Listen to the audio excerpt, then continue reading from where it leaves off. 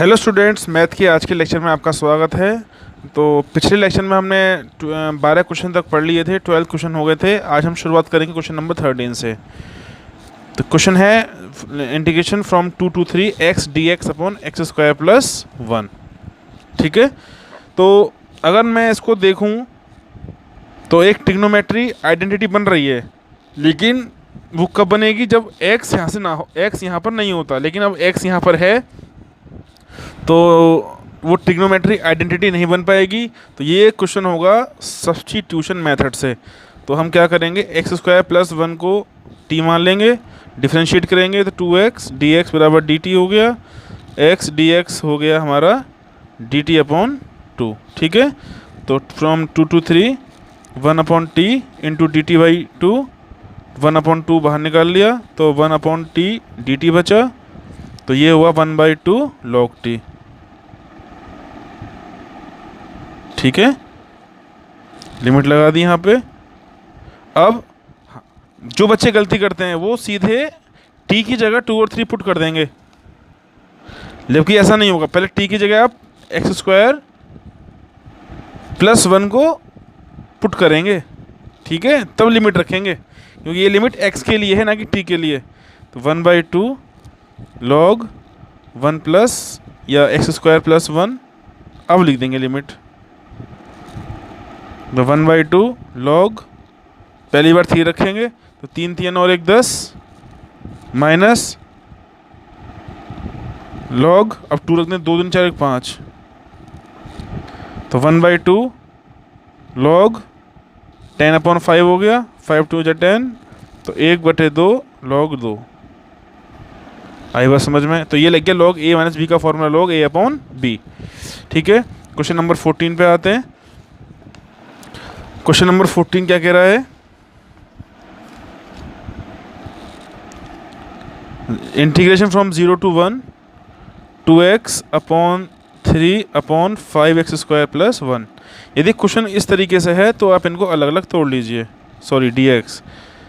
तो 0 to 1 2x upon 5x square plus 1 plus 3 upon 5x square plus 1 का whole dx।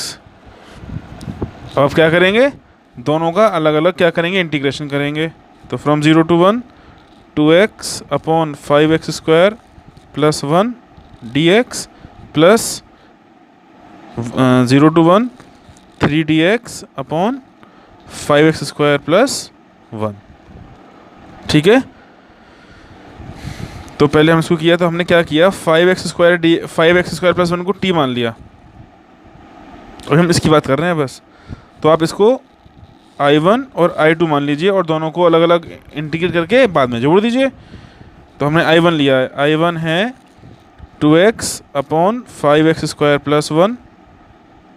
ठीक है, तो हमने 5x स्क्वायर प्लस 1 को t मान लिया, तो 10x dx is equal to dt। अब मुझे यहाँ पे चाहिए 2x dx, क्या चाहिए? तो मैं 10x dx को 5 इंटू 2x dx लिख सकता हूँ। तो 2x dx कितना आया, dt अपॉन 5। ठीक, तो क्या करें, तो ये था हमारा ऊपर के 2x dx, तो यहाँ पे आ गया पहले 1/5x स्क्वायर प्लस उनको लिखते हैं 1/t। ऊपर क्या है 2x dx, तो 2x dx क्या आया था, dt अपॉन 5। तो 1/5 को बाहर लिया तो 1/t dt, लिमिट क्या है 0 to 1। ठीक है, तो ये आया कितना, 1/5 log t 0 to 1। अब t की वैल्यू पुट कर देंगे यहाँ पे, 1/5 log कितना है t, 5x स्क्वायर प्लस 1। ठीक है, 0 to 1। अब लिमिट रखते हैं यहाँ पे, तो log 1 का स्क्वायर 1 गुणा 5 5 प्लस 1 6 log 6 माइनस log 1, क्योंकि जब 0 रखेंगे तो ये टर्म तो 0 हो जाएगी, खाली log 1 बचा, तो 1/5 log 6 आया। ठीक है, तो I1 की वैल्यू कितनी आई, 1/5 log 6। अब हम क्या निकालें, I2 को। तो यहाँ से 3 मैंने बाहर निकाल लिया, 0 to 1 dx upon 5x² plus 1। तो ये एक आइडेंटिटी बन सकती है यदि यहाँ से हम 5 को गायब कर दें। तो ये 5 हटेगा कैसे, अगर हम दोनों टर्म्स में 5 का डिवाइड कर दें।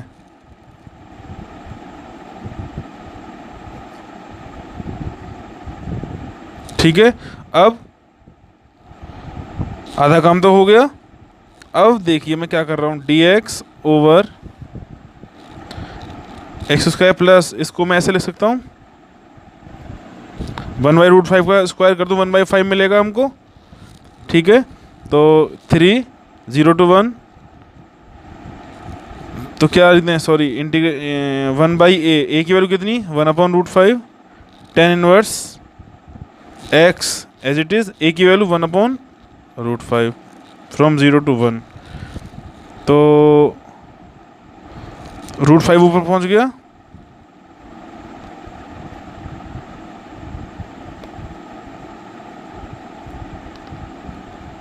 ये मैंने गलत बोल दिया। हमने क्या किया है, 5 को कॉमन लिया है। ठीक है, तो जब 5 को कॉमन लेंगे तब ही होगा, डिवाइड नहीं किया, 5 कॉमन लिया है। ठीक है, तो tan इनवर्स क्या हुआ, x √5 आ गया, लिमिट 0 to 1 लगा दी। ठीक है, अब √5 ने बाहर निकाल लिया, तो 3 √5/5 tan इनवर्स x √5। ठीक है, √5 से 5 काटा हमने √5 बार, तो क्या आया, 3/√5 tan इनवर्स x √5। लिमिट लगा दें, तो 3 √5 tan इनवर्स x की जगह हमने 1 रखा, तो 1 × √5 आया, माइनस 0 रखा तो 0 रहा, तो -0। तो क्या आंसर आया, 3 √5 tan इनवर्स √5। तो ये I2 की वैल्यू आई। I1 और I2 दोनों को जोड़ दीजिए, यही आपका आंसर होगा। ठीक है, चलिए बढ़ते हैं अगले क्वेश्चन पे। चलिए अब आते हैं क्वेश्चन नंबर 15 पे। क्या दे रखा है, 0 to 1 x e⁻x²। ठीक है, तो इस क्वेश्चन में हम क्या करेंगे, x² की जगह आप t पुट कर देंगे, डिफ्रेंशिएट कर देंगे, 2x dx = dt। तो यहाँ से हमें x dx मिल जाएगा dt/2। ठीक है, तो देखिए इतना हिस्सा क्या हो गया, e⁻t, और x dx क्या हो गया, dt/2। 1/2 बाहर निकाल लिया, तो क्या बचा, integration from 0 to 1 et dt। ठीक है, तो et का e⁻t का इंटीग्रेशन क्या आएगा, e⁻t, लिमिट रख दी। हाँ, अभी लिमिट नहीं रखी, फिर अभी हमने t की वैल्यू पुट की, t क्या था हमारा, x²। ठीक है, उसके बाद हमने यहाँ पर 1 पुट किया, तो 1 का स्क्वायर 1 माइनस e⁻0, ये आ गया 17। 0 to π/4 2 sec² plus x³ plus 2 का होल dx। तो हमने क्या किया, इन तीनों को अलग अलग पार्ट्स में डिवाइड कर दिया। फिर हमने sec² का इंटीग्रेशन किया, 10x, 2 हमने बाहर निकाल लिया फ्रॉम 0 to π/4, x⁻3 का डिफरेंशिएशन, x⁻4/4, लिमिट लगा दी, और 2 हमने बाहर निकाल लिया, और dx 1 × dx का इंटीग्रेशन x। तो sec² का इंटीग्रेशन 10x आता है, लिख दिया। ठीक है, 1/4 को बाहर निकाल लिया, x की जगह हमने π/4 रखा, तो ये आया, 0 रखा तो 0 आएगा, 0 हमने यहाँ पे लिखा नहीं है। यहाँ से हमने 4 को 2 से काटा तो π/2 आया। ठीक है, तो 10 π/4 की वैल्यू क्या होती है, 1, 10 45 1 होता है, ये आंसर आ गया। 18th 0 to π sin² x/2 minus cos² x/2। ठीक है, तो हमें यहाँ पे पता है फॉर्मूला कि cos 2x = होता है cos² x minus sin² x। तो अगर मैं यहाँ से 2 को हटा के x लिख दूँ, तो यहाँ पर जो x है वो x/2 हो जाएगा।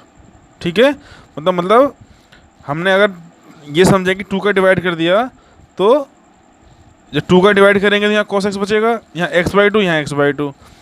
चूँकि इस क्वेश्चन में साइन की जो वैल्यू है पॉजिटिव है, जबकि यहाँ पर नेगेटिव आ रही है, cos नेगेटिव है, यहाँ पॉजिटिव आ रहा है, तो हमने क्या किया, दोनों तरफ माइनस की मल्टीप्लाई कर दी। ये आया तो हमारी वैल्यू आ गई माइनस कॉस एक्स। ठीक, अब कॉस एक्स का डिफरेंशिएशन इंटीग्रेशन किया तो साइन एक्स आया, माइनस हमने बाहर निकाल लिया, वैल्यू पुट की तो साइन पाई 0 होता है, साइन 0 0 होता है, तो 0 माइनस 0 0। 19 पे आते हैं। तो यदि क्वेश्चन आपको इस तरीके से मिले तो इसको दो पार्ट्स में डिवाइड कर लीजिए इस तरीके से। 6 हमने बाहर निकाल लिया तो क्या बचा, x upon x square upon 4। यहाँ से हमने 3 बाहर निकाल लिया तो ये बचा। अब हमने क्या किया, एक्स स्क्वायर प्लस 4 को टी मान लिया। ठीक है, तो आप इसको I1 I2 मान के भी कर सकते हैं। पहले इसको सॉल्व कर लीजिए, फिर इसको कर लीजिए, दोनों को जोड़ दीजिए। तो एक्स डी एक्स की value I D T by 2, यहाँ पुट कर दिया। 1 by T D T log T होता है, लिमिट पुट कर दी।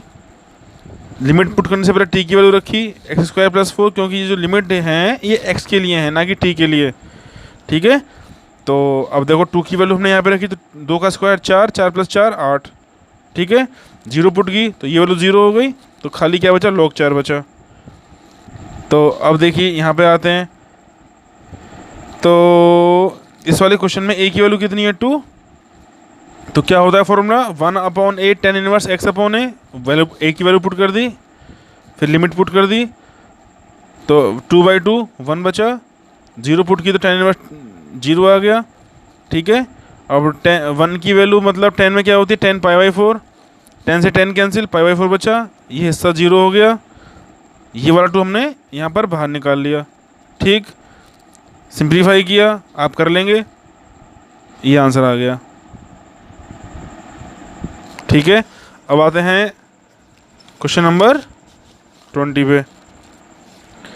20 ये इस तरीके से दे रखा है, तो यहाँ भी हमने इसको दो पार्ट्स में डिवाइड कर लिया इस तरीके से। ठीक, उसके बाद हमने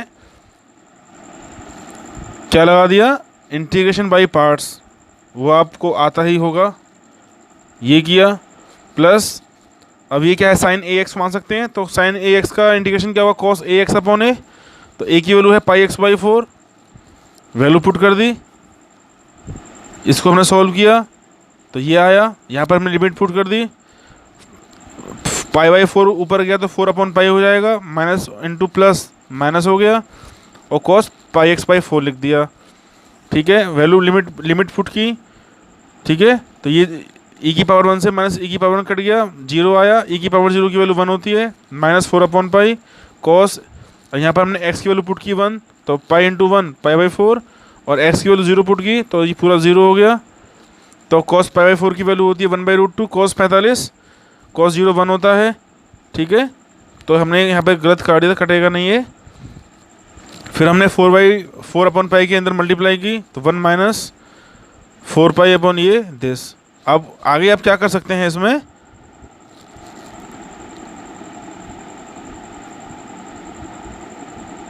ऊपर नीचे √2 की मल्टीप्लाई कर दीजिए, तो क्या आ गया, √2 इंटू √2 2 हो गया, तो 4 upon 2 pi plus 4 upon pi, ये कटा, तो ये आंसर यही है, -2√2 upon pi plus 4 upon pi. ठीक है, लेक्चर थोड़े बड़े बन रहे थे इसलिए मैंने सॉल्व करके आपको अच्छे से समझा दिया है। ठीक है, यदि मान लो कोई दिक्कत आती है आपको तो आप मुझसे कमेंट या मैसेज करके पूछ सकते हैं। ठीक है, तो नेक्स्ट लेक्चर में आपसे फिर मुलाकात होगी। Till then good bye.